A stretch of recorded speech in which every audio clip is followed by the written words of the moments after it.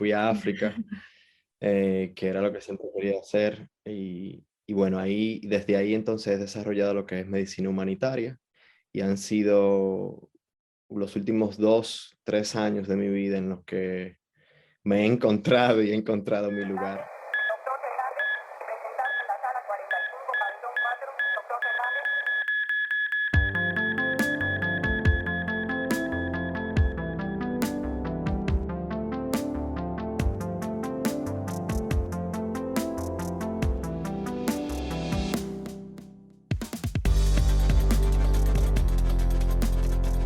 Gracias, gracias, José, gracias, Isaías. Yo te decía Isaías, en verdad. Mucho tiempo. Totalmente, sí, es una confusión Sí. que viene de hace un tiempo. Eso en casa, en casa todo el mundo me llamaba Isaías, pero ya luego con el tiempo y sobre todo en la parte de fuera del país, José es como más fácil. José, José. sí. Bueno, yo te doy las gracias de verdad por decirle que sí, querido doctor, por compartirnos tu historia, que yo sé que va a estar súper chula. Antes de yo, o sea, yo suelo hacer mi tarea y hago como un pequeño research de qué quiero preguntar Oh, y padre. pero realmente en tu caso yo decía, mira, cualquier cosa que no cuentes ahí va a ser muy ápero, de verdad. O sea, como que no trate de buscar las preguntas más rebuscadas, porque yo creo que cualquier cosa que tú no cuentes de esa experiencia que tú nos vas a contar, vale la redundancia, yo creo que no vamos a quedar de acuerdo, vamos a tener que hacer una segunda parte y todo. Oh, wow. Esperemos, vamos a ver. Bueno, nada, José, doctor García Ulerio, yo quisiera que hagas una pequeña introducción de quién eres para lo que quieras, cómo tú te describes, sin ningún patrón. Simplemente es para que el que nos esté escuchando pues se oriente un poquito. Y a mí me gusta bueno, que los invitados sean los que digan quiénes son o cómo quieren que lo identifiquen. Bien, bien. Bueno, mi nombre es José García Ulerio. Isaías es mi segundo nombre, cariñosamente. Y bueno, García Ulerio, ese soy yo y bueno, soy médico de profesión, médico general. Sin embargo, mi experiencia siempre ha sido medicina infecciosa y familiar por el hecho de que las experiencias que he tenido una vez que me gradué han sido relacionadas a la parte más cercana a lo familiar, más cercana a la medicina humanitaria, um, medicina infecciosa. Por los últimos 4 años me he metido en barrios de Santo Domingo. He trabajado también en la frontera, específicamente en Dajabón, en la frontera con nuestro país vecino Haití. Um, Queriendo saber un poquito más de eso, pues me fui a Estados Unidos, hice una pasantía allí y bueno, luego lo más famoso, ¿no? Me fui a África, que era lo que siempre quería hacer y bueno, desde ahí entonces he desarrollado lo que es medicina humanitaria y han sido los últimos 2, 3 años de mi vida en los que me he encontrado y he encontrado mi lugar en lo que es la medicina humanitaria o acción humanitaria. Y Qué bueno, bien. eso, tengo 31 años. Ya. Jovencito. Qué bien, Ah, qué Isaías. bueno.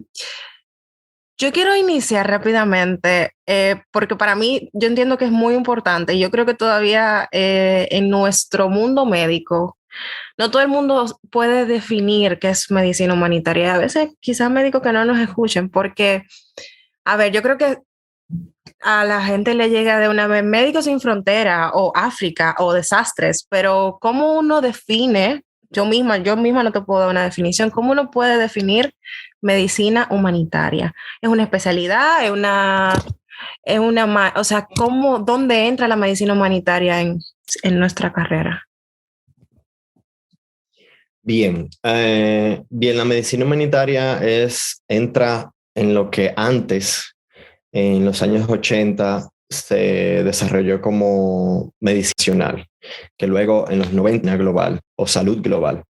Y la idea es no tan solo, o sea, enfocar las ciencias de la medicina no solamente en el aspecto o sea, a nivel geográfico, no enfocarlo solamente en las enfermedades endémicas o características de un solo país, sino también darnos cuenta que esos mismos patrones de enfermedad también surgen en otros países. Por ejemplo, en el trópico, que es donde República Dominicana se encuentra, comparte las mismas características que otras zonas del cinturón tropical, zonas muy diversas o muy lejanas, como por ejemplo Sudán, que también forma parte hasta cierto punto del trópico. Entonces,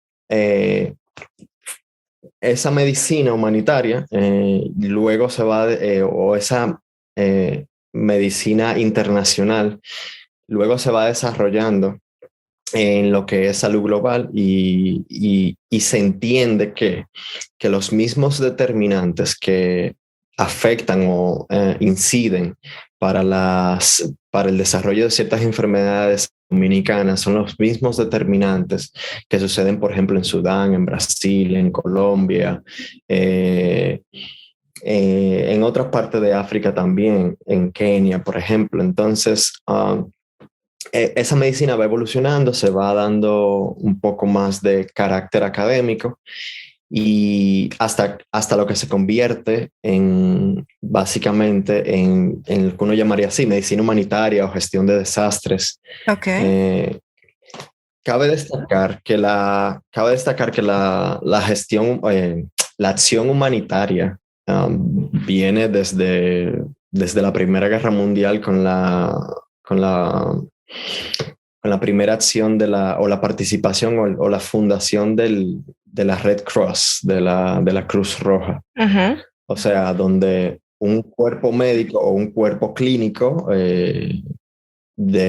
que tiene experiencia médica o clínica, pues salían de sus comodidades a asistir específicamente a los heridos de guerra, etcétera, etcétera. Pero eso con todo el tiempo, ¿no? Con todos los años se va evolucionando y sobre todo se va academizando, si pudiera decirse así, Okay. en los últimos 10, 15, 20 años más o menos.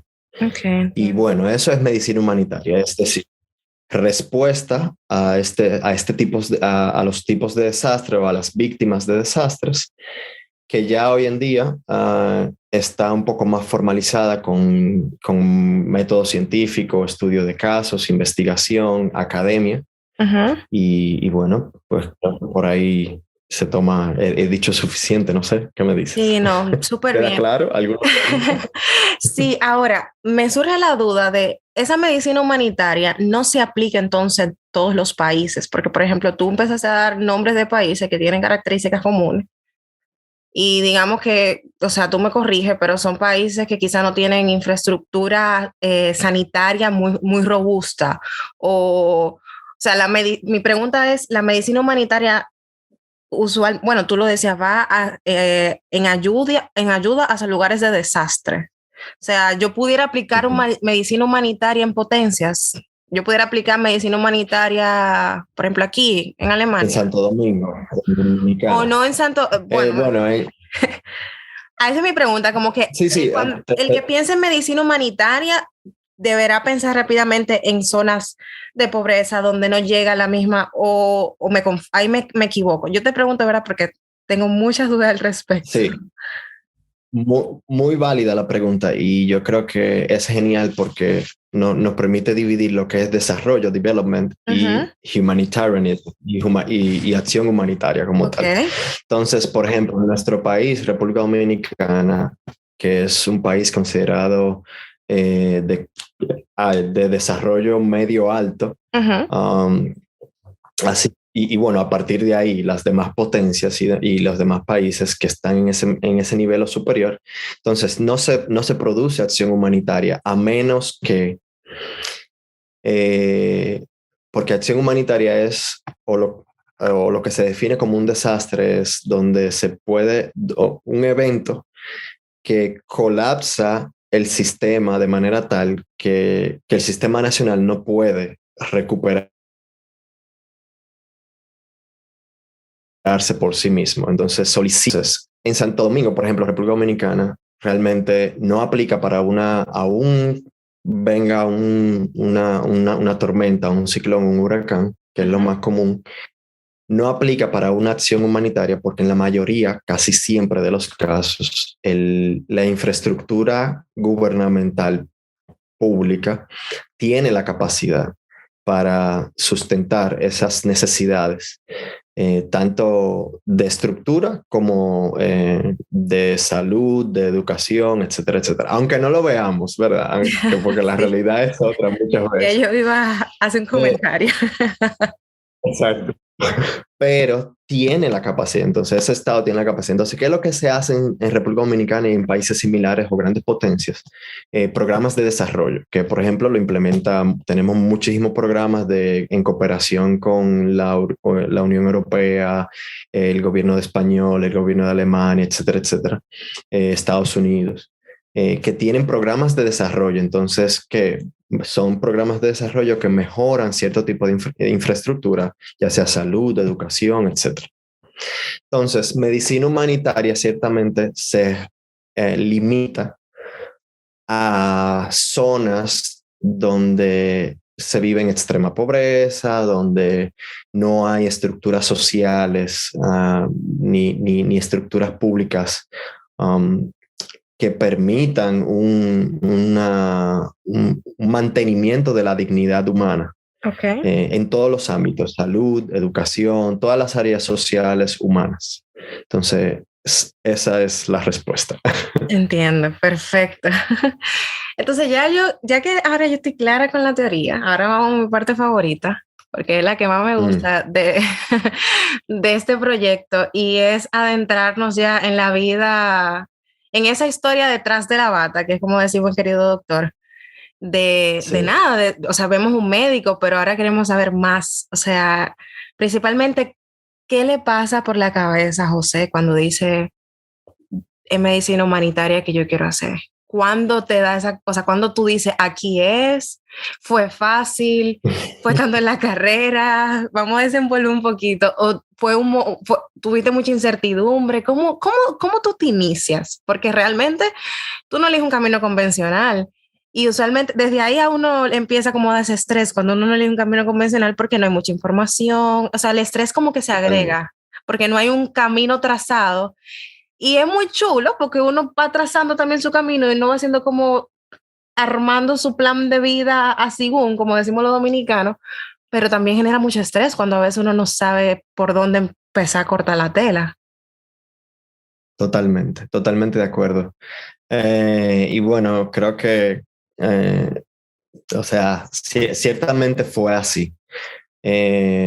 Mis inicios, yo entré a medicina a INTEC en el 2008 con mucha ilusión. Yo creo que una ilusión que muchos comparten, ¿no? Y de parte de esa inocencia de voy a entrar para salvar el mundo, voy a ser un médico para los demás. Fue una ilusión muy sencilla, simple de por qué tú quieres hacer medicina. Bueno, porque quiero ayudar a los demás. Simple y llanamente. O sea, fue eso, literal. Y bueno, que esa ilusión vendrá por mi edad, de que yo tal vez era un muchacho inocente, pero también vendrá por mi familia, por el ejemplo de mi papá, mi mamá, que independientemente de que soy el único médico en la familia, papi y mami siempre en sus negocios, porque son gente de comerciantes, en sus negocios y en su manera de ser siempre han sido muy benevolentes, muy buenos, demasiado buenos, por así decirlo. Okay. A veces hasta como dicen, nos cogen de pendejos. Se pasaban de bueno. Exacto. Y bueno, nada, pues con esa buena voluntad y mi experiencia, que fue donde tú y yo nos conocimos en el grupo de oración y la actividad de la iglesia católica en ese entonces y demás, pues bueno, entré a INTEC con esa ilusión de, bueno, de servir, de ser bueno, de ser un médico para los demás. Y bueno, nada, inicié mis estudios con esa emoción, con esa motivación y ya ha llegado el tiempo de la ciencia como tal. Al inicio fue emocionante, sobre todo porque recuerdo muy bien a Fernando Polanco y a Vanessa Frías May, que fueron mis mis compañeros de BioNTech y que hasta el día de hoy somos muy cercanos. Pero llegó un momento donde la ciencia para mí no era suficiente, como bueno, pero ¿y esto? Como ya, esto era todo. Entonces, fue un momento donde iniciaron muchas frustraciones, inclusive empecé a retrasarme. Recuerdo que yo no me llegué a graduar con Fernando ni Vanessa. O sea, me tomé mi tiempo para ponerlo bonito, para excusarme antes. Que ojo, totalmente válido. Y bueno, y fueron momentos, sí, y fueron momentos de mucha frustración porque la ciencia no era suficiente y yo no encontraba mi lugar.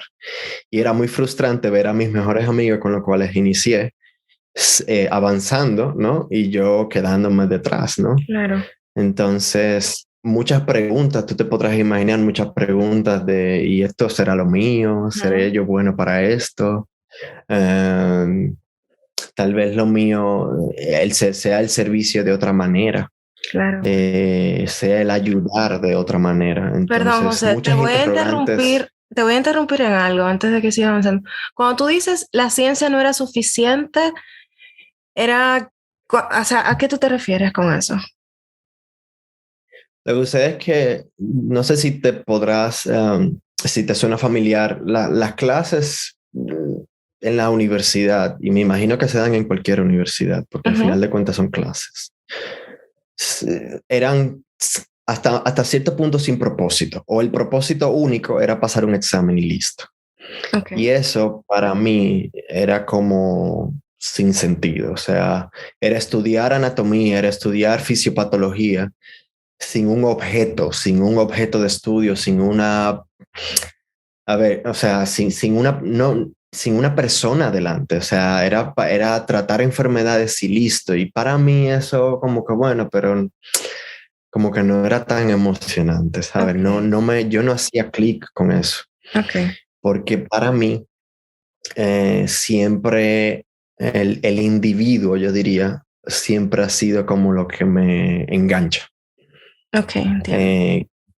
Que hace totalmente sentido con mi pasado, en el sentido de que, bueno, la práctica en el grupo oración, el ser líder y demás, siempre había un trato con el otro, no siempre era un servicio dirigido hacia una persona. Entonces, cuando vengo y estudio medicina y la ciencia, muy chévere, perfecto, pero ¿para quién? Tú sabes, como que... Entiendo. Entonces, ahí yo no, que hay una discordia conmigo y la ciencia, como bueno, es emocionante, interesante saber fisiología, es súper interesante, pero ya, ¿y esto en qué lo voy a utilizar o cuándo voy a ver al paciente, etcétera? Como que no hacía clic. Ok.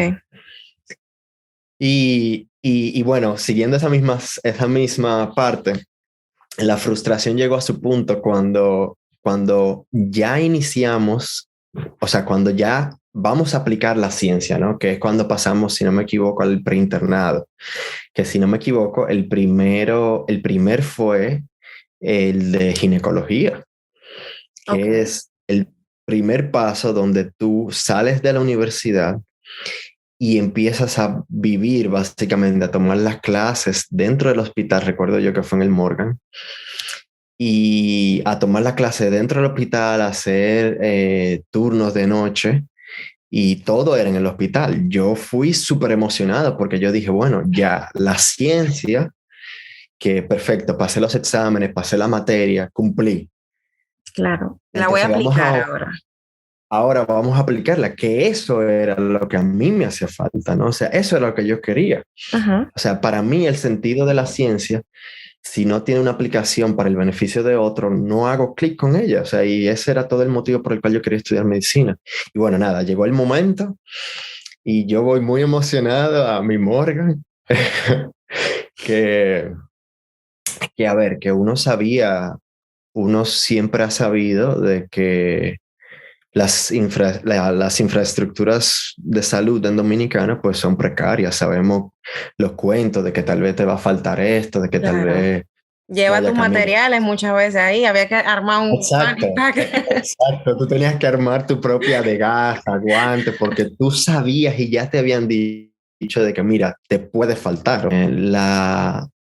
El choque que yo tuve, que me provocó un cambio, un antes y un después, fue cuando yo vi que mis propios maestros, que me daban las clases y las cátedras en las mismas aulas del hospital. Luego, cuando íbamos ahí mismo, en el mismo hospital, nos decían, bueno, pues vamos a las rotaciones ahora, por maternidad, por puerperio o por posparto. Ujú. Yo veía que eran los mismos maestros los que faltaban el respeto a las parturientas, les hablaban mal, les exigían, ya en unas condiciones muy exigentes, donde recuerdo yo ver madres que luego del parto tenían que dormir espalda con espalda porque las camas no eran suficientes. Ya en ese contexto donde sabemos que sucede y que no es nada extraño y que es demandante para una madre en un momento tan delicado, tan sublime de la vida, que ven el mismo maestro que me está diciendo a mí, eso fue para mí, fue como, bueno, este fue la gota que derramó el vaso. El mismo maestro que me está dando una clase, que me está diciendo a mí de los estándares internacionales y de Estados Unidos y bla, bla, bla, bla, bla, para el parto y para esto y para aquello, es el mismo que le grita, que la maltrata verbalmente, que le demanda más todavía. O sea, es como que no, espera. Y yo recuerdo un momento cumbre en mi vida donde yo recuerdo a mami sentada en la sala de casa y yo llegando como a eso a las 4 de la tarde y yo con la cara totalmente desanimado, Ujú. decepcionado, y ella me pregunta, ¿cómo te va? La misma pregunta de todos los días. Y yo le dije a ella, mira, yo voy a dejar medicina. Wow. Y ese era el tercer año aproximadamente, si no me equivoco, cuando ya tú entras un poquito más a la práctica. Sí.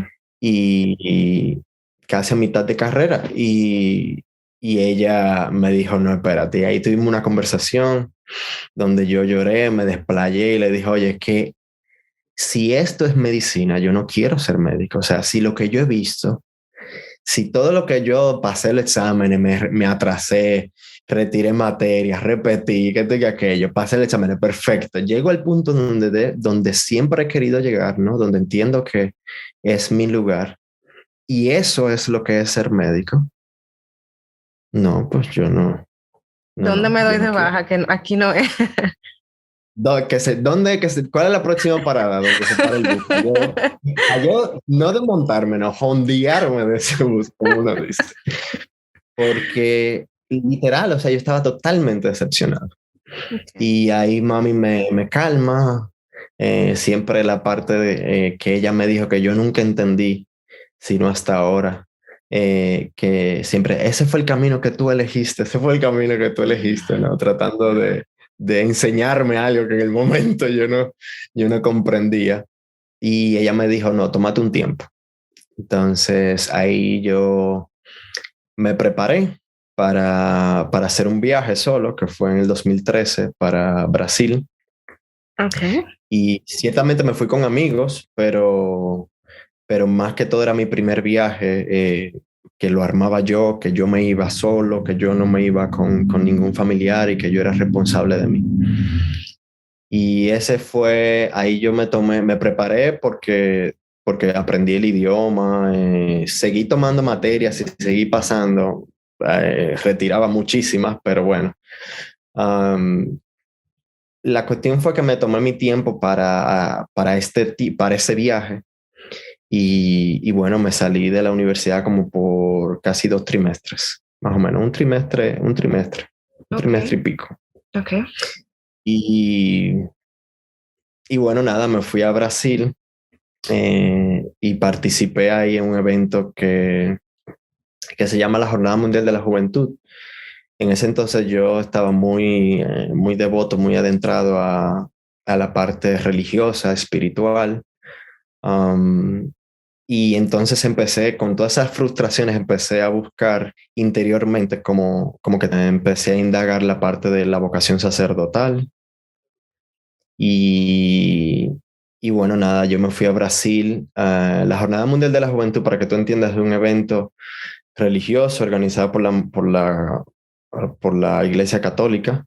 Sí. Es un evento internacional donde se juntan, en Brasil tuvimos aproximadamente 4 millones de personas jóvenes, en la cual el Papa de ese entonces, bueno, el actual Papa Francisco participó, fue su primera jornada.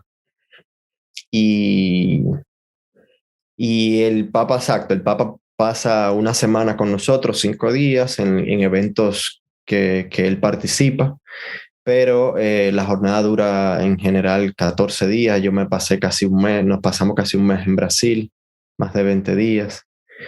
Y bueno, yo con muchas preguntas, que eso es lo importante de este viaje, yo con muchas preguntas internas de cuando yo regrese, qué yo voy a hacer, qué voy a hacer con mi vida, me voy a meter al seminario, voy a terminar la carrera o no, qué es lo que voy a hacer, ¿no? ¿Cuánto te faltaba de carrera en ese momento? Cuando tú haces la pausa. 2 años y medio, más 2 años y medio. Ok, ok. Y, y bueno, hago esa pausa. Brasil para mí fue un antes y un después porque, oye, conocí a un misionero. Yo recuerdo estar caminando en uno de los eventos solo y me encuentro con un señor de más de 70 años de edad que en el medio de esta muchedumbre de muchachos, tú te encuentras de este hombre viejo y tú dices, ven acá, aquí hay un fallo. ¿Qué hace este hombre? Y la cuestión fue que empezamos a hablar. Él era de un país nórdico, no recuerdo si Dinamarca o Finlandia, y empezamos a hablar en inglés. Y él me preguntó de dónde tú eres, qué sé yo, y yo le digo, bueno, de República Dominicana, y él me dice, yo he estado ahí. Y le digo yo, ajá, ¿cómo así? Y me dice, bueno, yo soy enfermero y, y yo estuve en la asistencia trabajando en Haití, cuando el terremoto de 2010. Claro, ok. Que un terremoto que lo recuerdo como ayer Yo porque también. estaba yo en la biblioteca de Intec con Fernando Polanco, me acuerdo yo, y sentimos como que se movió y de luego vimos en la noticia 2 o 3 días después el desastre que había pasado. Sí. Fernando tiene que escuchar este episodio porque se ha mencionado mucho Fernando por acá. No, Fernando es especial, el hombre especial, no te voy a mentir. Y bueno, la cuestión es que nada, él me comenta eso y es por primera vez en mi vida que yo escucho de eso de medicina internacional, de un personal relacionado a la salud, viajando a otro país totalmente desconocido, de otra cultura, de otro idioma, a dar asistencia. Primera vez en mi vida, yo no me lo había imaginado, no sabía, no tenía idea en ese entonces de que eso se podía hacer. O sea, yo estaba totalmente rodeado de lo típico. Usted cardiólogo, usted médico internista, usted es lo típico de siempre, ¿no? Y Que no está mal. y perdón que, mira lo interesante de la vida, de cómo a veces a uno le llega la información. De verdad que a veces yo he llegado a pensar que muchas veces como que el propósito muchas veces te encuentra. Porque mira la manera en que tú das con medicina humanitaria, o sea, Totalmente. una locura. Totalmente. Yo creo que en ese mismo tenor, el hecho de uno estar abierto, ¿no? Sí. Yo creo que también buscar con un corazón sincero, o sea, buscar es con sinceridad, indagar interiormente, ¿no?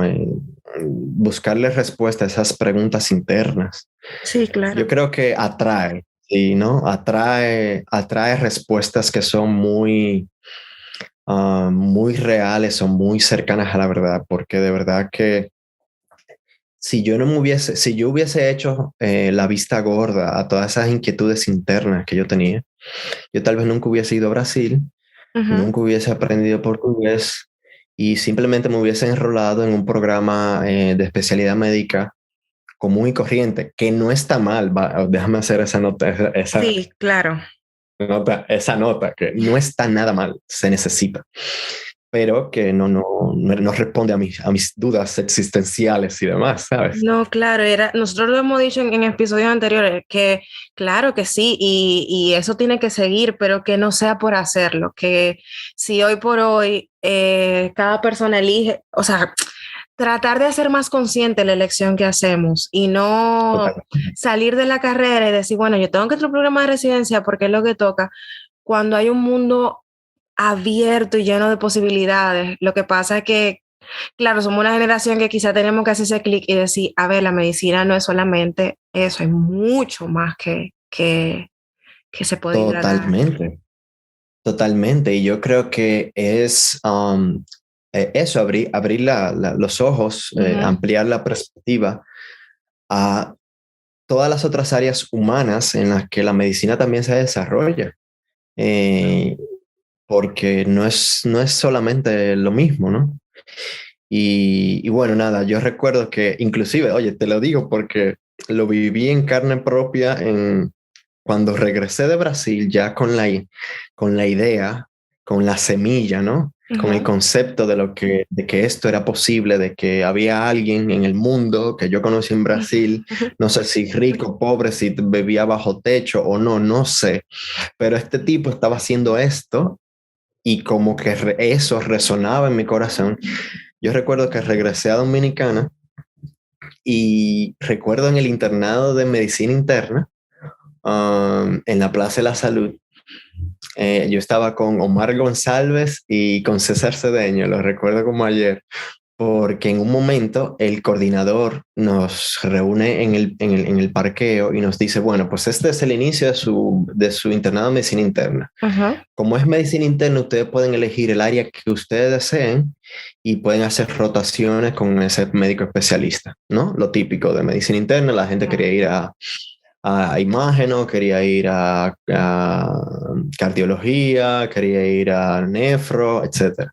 Y yo, en un grupito de como 8, digo, bueno, pues aquí por casualidad hay un departamento de epidemiología o salud pública, porque yo quiero hacer eso. Y oye, me lo recuerdo como ayer, donde todos, absolutamente todos, especialmente el coordinador, me mira como que, en serio, o sea, tú estás estudiando medicina, tú vas a hacer tú vas a hacer 6, 7 años de medicina para eso.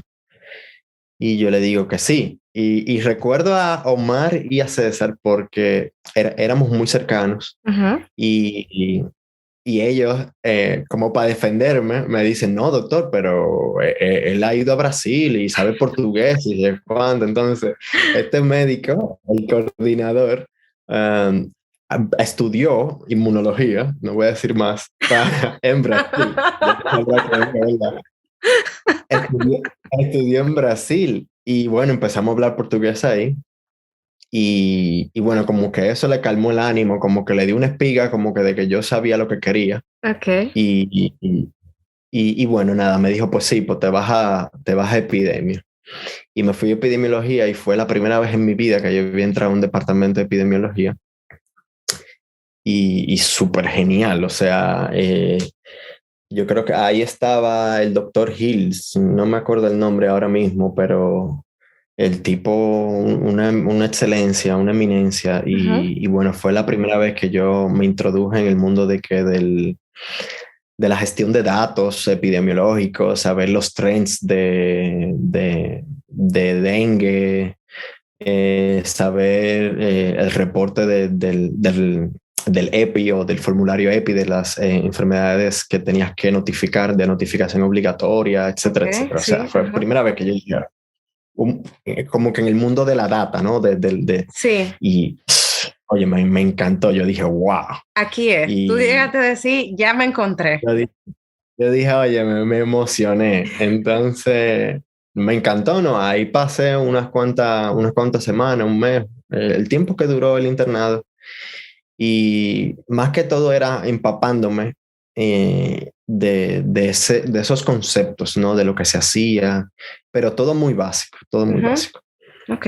Pero bueno, nada, terminé la carrera y, Y ya, no, y ya ahí cuando terminé la carrera, ya ahí sí yo dije, bueno, cumplí. Yo recuerdo que yo le dije a mi mamá, mira, y a papi, le dije, ya ustedes me pueden botar de la casa, ya ustedes cumplieron. Ya ustedes cumplieron, yo quiero que ustedes sepan que yo estoy muy agradecido, me dieron una educación, etcétera, etcétera, etcétera. Pero eso para mí era como trazar la línea de que ya, de ahora en adelante, soy yo, o sea, es lo que yo quiero. Sí. Wow. Eh, Ajá. y te digo eso, no porque mis padres en ningún momento me decían qué hacer, porque yo como el único médico, ellos no que tenían entendimiento, no tienen mucho entendimiento de cómo es ese trayecto. Sí, cómo es la vida de uno. Ellos les toca confiar. Es lo que yo cuento con o sea, mi Sí, papá, mi papá, mi mamá, nada de medicina. Ellos confían que los pasos que yo estoy dando, guiados por papá Dios, estos son los que me van a llevar, se supone, a lo que yo quiero claro, en mi vida futura. totalmente, totalmente. Ahora bien, para mis padres, comerciante al fin y viniendo también de un background muy, muy, muy, ambos, muy precario. Papi vendía guandula en el mercado en su juventud Ok. para pagarse la universidad y mami igual, o sea, Ujú. y viniendo de ambientes muy precarios, algo que ellos, sobre todo papi, me influenciaba era como no, nunca fue el dinero, pero indirectamente es como, oye, esa seguridad tú la necesitas, tú sabes, como si te vas a especializar en algo, buscate una especialidad que te dé dinero, tú sabes, o que te ponga un techo sobre tu cabeza, etcétera, etcétera. Sí, O sea, como lo seguro, ¿no? sí, sí, claro. Que Que es normal, o tiene sea, sus tu padre. razones, porque al final es como yo digo, uno no va al mercado y le dice, yo soy médico, me llevo esto sin pagar. O sea, Totalmente, totalmente, que tiene sus razones porque ellos querrán protegerte, ¿no? sí, claro. Y te dirán, oye, búscate una especialidad de que eso, que te asegure, que te dé seguridad. Y bueno, yo recuerdo que cuando me gradué, todo muy feliz, terminamos, ya, Isaías terminó, por fin, vamos a dejar de pagar esta universidad. Y bueno, yo también tracé esa línea de que ya listo. Entonces, yo feliz uh, porque de ahora en adelante yo iba a hacer lo que yo quiera. El camino lo trazaba tú, claro. Mira, Y entonces, sabes que el primer año tú te tienes que buscar la pasantía. sí. Y yo lo que hice fue como, bueno, Isaías, aparentemente toda esta gente que trabaja en lo que es medicina internacional o medicina humanitaria, Ujú. trabaja como en el área de non-profits, de organizaciones no gubernamentales, etcétera, ¿no? Ok. De instituciones fuera del Estado y demás. Y yo dije, bueno, pues mira, allí en Cristo Rey un dispensario médico que lo está gestionando una organización a la cual ya yo había conocido, que se llama Caritas, que es, digamos, el brazo humanitario, por así decirlo, de la Iglesia Católica, es decir, de asistencia humanitaria de la Iglesia Católica. Entonces, ese dispensario médico ahí metido en Cristo Rey, lo estaba gestionando unas monjitas. Y yo dije, ya, esto es lo mío, esto es lo mío, un barrio, un dispensario médico y gestionado por monjas. Pues ya hay todo lo que yo era en ese momento, Ajá. eso era, o sea, estaba completamente ocupado, o sea, yo daba para ese puesto. Y la cuestión fue que hice mis gestiones para que la pasantía médica me la aprobaran en ese dispensario médico. Ok. Porque ese Entonces, dispensario no estaba disponible para pasantías. no, en lo absoluto, O en lo sea, desde absoluto. ahí Ahí ya tú nunca, empiezas a marcar tu territorio, ya no es nada más eligiendo la exactamente. pasantía.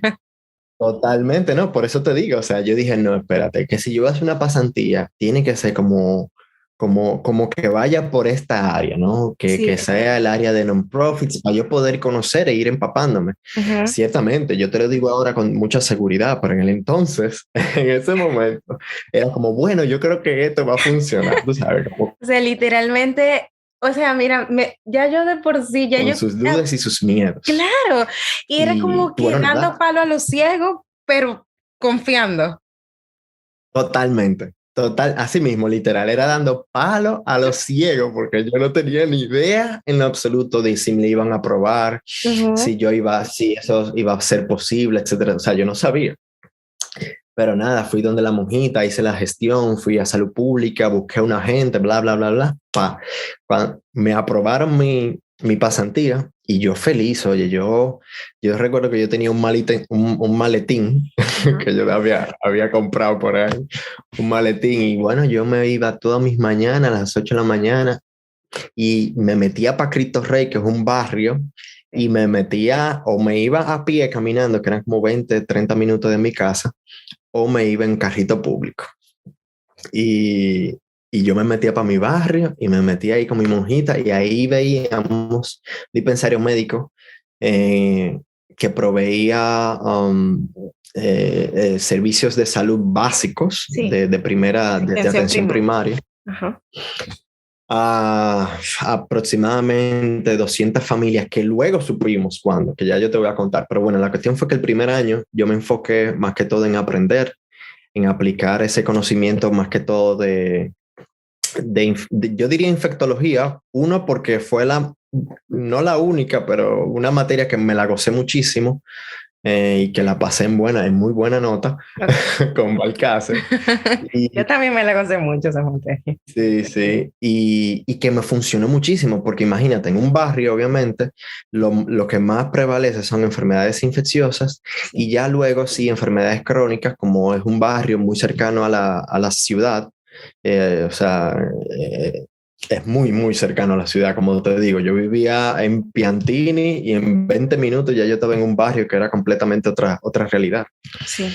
Entonces, eso, medicina infecciosa, entonces aprendí mucho lo que son los protocolos de antibioterapia, aprendí mucho de VIH, y más que todo, aprendí mucho de tratar al paciente. Que eso es algo que tú sabrás que en la universidad, en ninguna, me imagino, te lo enseñan. No, eso viene con la vida. Yo estoy totalmente clara en ese sentido. O sea, eso viene con la experiencia y al final también queda de manera muy personal, porque uno sale, a mí me pasaba que yo creía que todos los médicos estaban cortados con la misma tijera, pero tú bien acabas de dar un ejemplo de ese trato del paciente muchas veces así según el médico, dependiendo del médico. Correctamente. Entonces, nada, ese primer año fue de mucho aprendizaje, sobre todo de aplicar ese conocimiento, mucho prueba y error y aprendizaje. Recuerdo un pie diabético que me vino como 500 veces a la consulta, no tan solo porque no seguía el tratamiento, sino también porque al principio yo coloqué el tratamiento que no era y no funcionaba el antibiótico. Entonces fui aprendiendo. Al final fue bueno, o sea, el paciente se curó básicamente. Pero fue de mucho aprendizaje. Ahora, ya luego, cuando yo termino mi pasantía, que esa pasantía fue un poco, a mi papá obviamente no le gustó porque no me pagaban nada y él entendía que yo no estaba aprendiendo nada. Entonces hubo mucho conflicto, sobre todo, yo entiendo que sobre todo porque no me pagaban nada, ¿no? Entonces uno sale de una carrera tan larga y... Totalmente. Y por lo menos es súper complicado explicarlo, pero entonces en la cabeza claro, de todo el mundo, tú sales de tu carrera y se supone que tú deberías empezar a hacer dinero, ¿verdad? Pero entonces muchas veces nos toca, porque me toca otra vez a mí, por ejemplo, ahora, nos toca muchas veces, yo he entendido como trabajar de gratis porque no hay recompensa monetaria, pero mira todo lo que tú estás diciendo que tú aprendiste ahí. Y mira, probablemente, tú no me lo has dicho, pero yo escuchándote, yo me imagino que eso formó la base de lo que hoy tú estás construyendo. Totalmente, totalmente, totalmente. O sea, definitivamente. Y sobre todo, es que, sobre todo porque uno va madurando esas perspectivas, ¿no? Y yo recuerdo que al inicio, mis frustraciones, aún estando donde yo quería estar, mis frustraciones